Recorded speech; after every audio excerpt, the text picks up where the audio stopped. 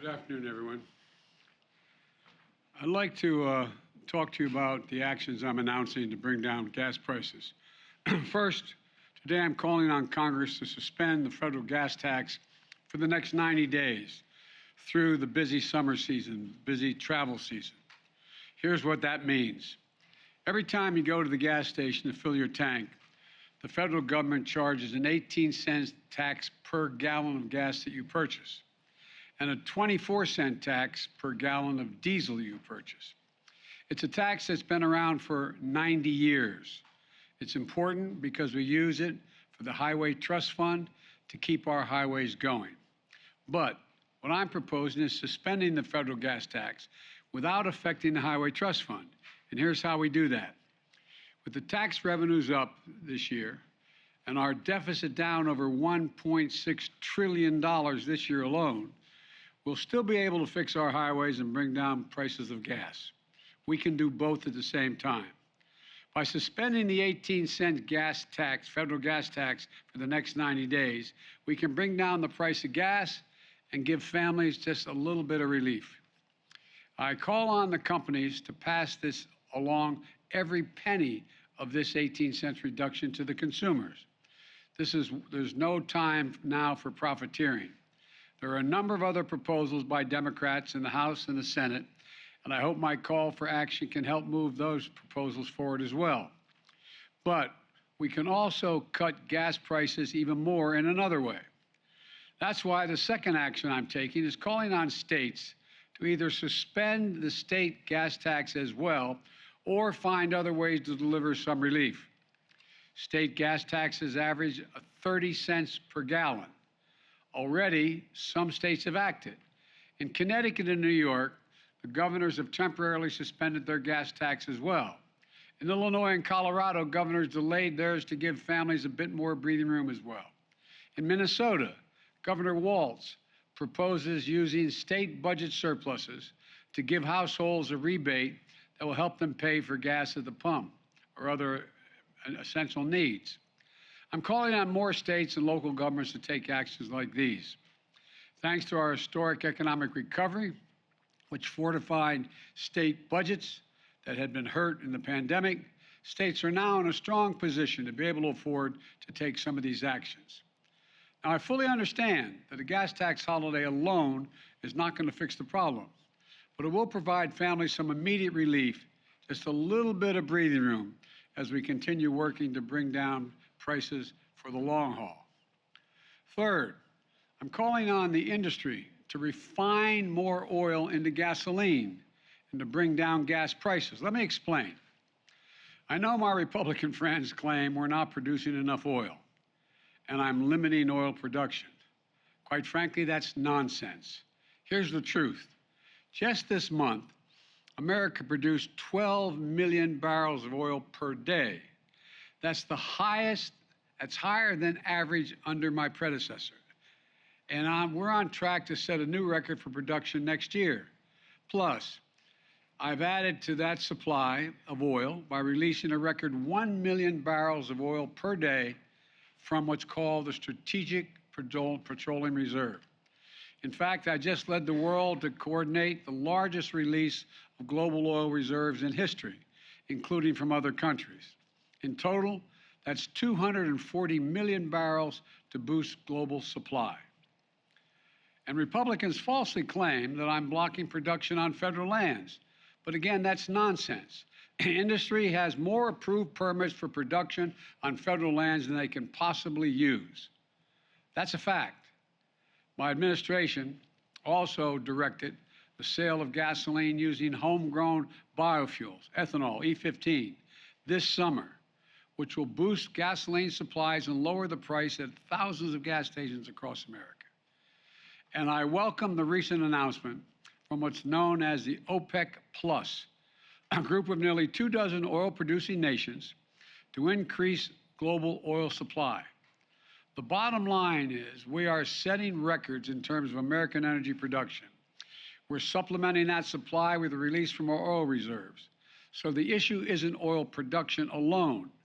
The problem is the refining of that oil into gas at the pump.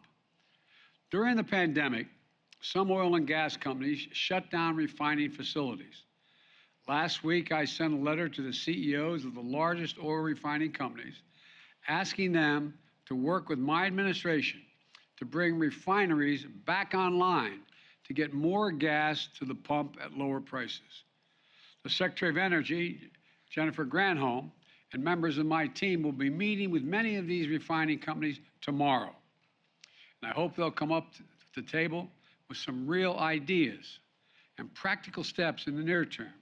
And I'm prepared to act quickly and decisively on the recommendations if they make sense to address the immediate challenge in front of us and the American people.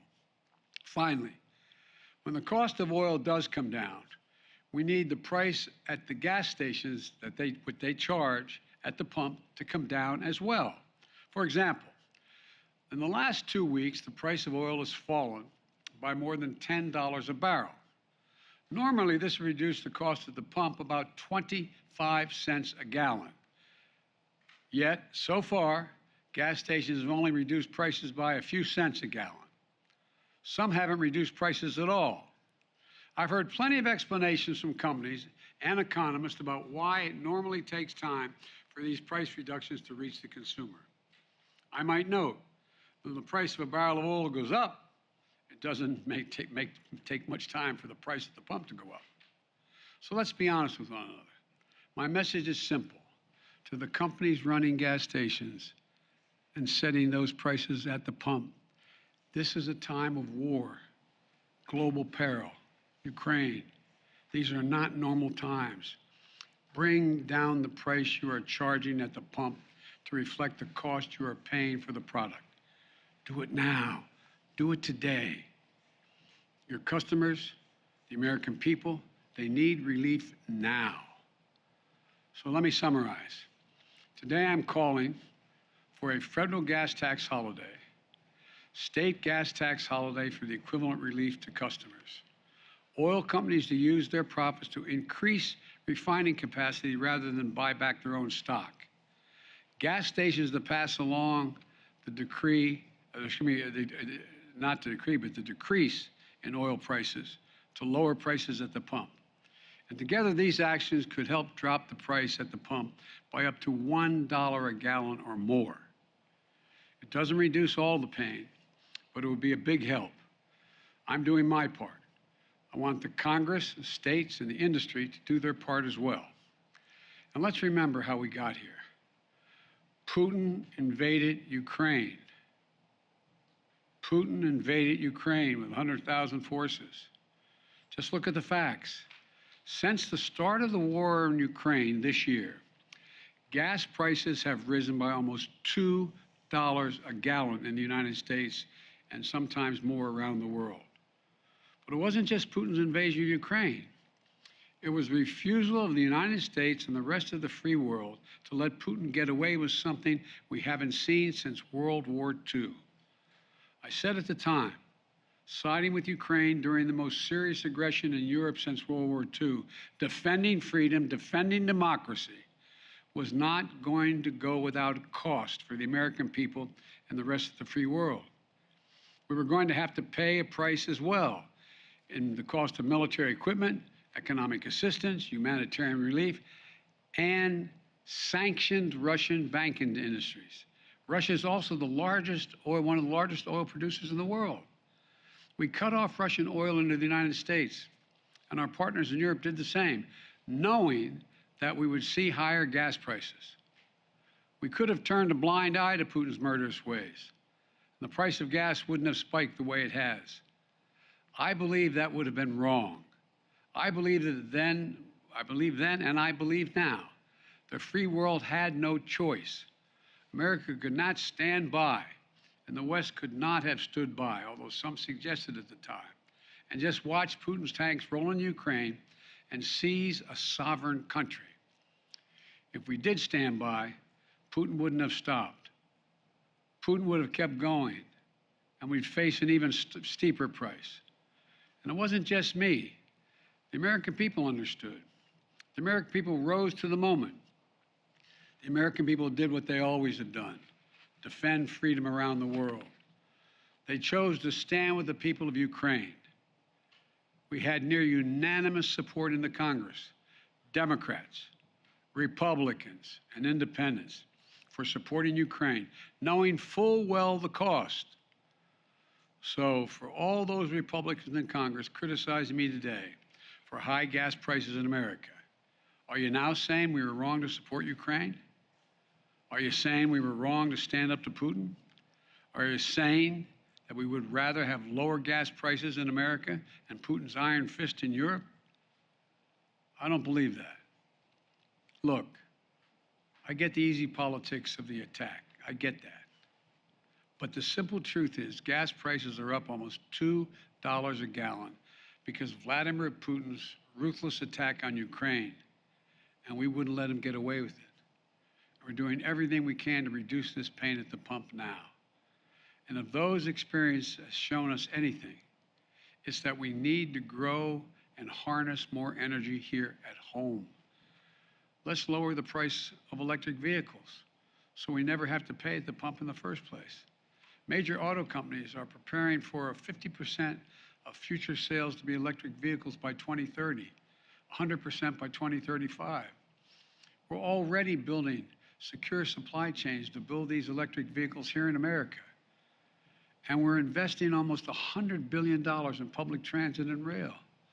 For all the studies show that it will take millions of cars off the road and significantly reduce pollution if there's a serious transportation system available. Let's keep accelerating our deployment of homegrown resources, sources of energy like solar and wind and nuclear and hydrogen and carbon capture storage, and keep developing the battery technologies so we can store that power we need when the sun doesn't shine or the wind doesn't blow. Folks, let's make sure we're never again forced to pay the price of a menacing dictator halfway around the world. We can deal with this immediate crisis of high gas prices and still seize the clean energy future. We're Americans. We can do both. We have the most qualified people in the world. Let me close with this. Even as we lead the world in defending democracy and standing up to a brutal autocrat, there are actions we can take to help American families now. We have taken them. We are taking them. The federal gas tax holiday, state gas tax holiday, bringing back refineries, putting them back online. We just have to keep going. I promise you I'm doing everything possible to bring the price of energy down, gas prices down. And I want to make sure we all work on this together. May God bless you all, and may God protect our troops. Thank you very much.